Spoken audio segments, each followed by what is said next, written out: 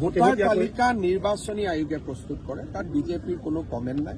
আমি নিকা এখন ভোটাৰ তালিকা হোৱাটো বিচাৰোঁ।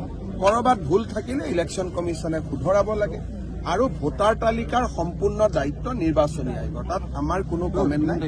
আমিও কমপ্লেইন দিম, 22 জানুৱাৰীলৈকে কমপ্লেইন দিয়াৰ সময় আছে। বহুত জেগাত আমাৰ নজৰতো আছে যে এইজন মানুহ ঢুকাইছে, নামটো ভোটাৰ লিষ্টত আছে।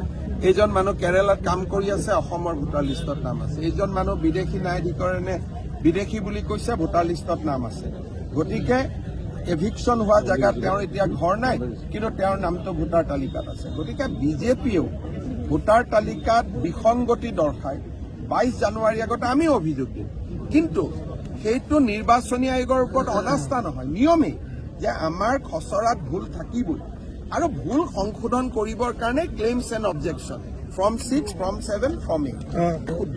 কংগ্ৰেছৰ এটা অভিযোগ যে 10,000 যি ভোট আছে কংগ্ৰেছক দিবলগীয়াখিনি কৰ্তন আৰু বিজেপিক দিব লগা তেওঁলোকে কমপ্লেইন দিয়ক। যিখিনি তেওঁলোকে ভাবিছে আমি কৰ্তন কৰিম, তেওঁলোকে ফৰ্ম 6 দি দিয়ক যে সোমাব লাগে। এইটোতো খোলা কিতাপ নহয়, 3খন ফৰ্ম আছে। আপোনালোকে জানে নাজানে মই ক'ব নোৱাৰো, কালিৰ পৰা নিউজত কৰি আছে। এইটো নিউজেদি কেতিয়াও ঠিক নহয়। Form 6, form 7, form 8। ইভেন টাইটেলৰো যদি ভুল আছে, হিমন্ত বিশ্বাস শৰ্মা হৈ আছে, তাৰো কাৰেকশ্যনৰ কাৰণে ফৰ্ম 6 মই দিব পাৰোঁ। গতিকে ফৰ্ম নিদি অকল যদি পৰ্টেল আৰু টিভিৰ জৰিয়তে যুদ্ধ জিকিব খোজে, সেইটোতো জিকিব নোৱাৰিব। ফৰ্ম ফিল আপ কৰিব লাগিব।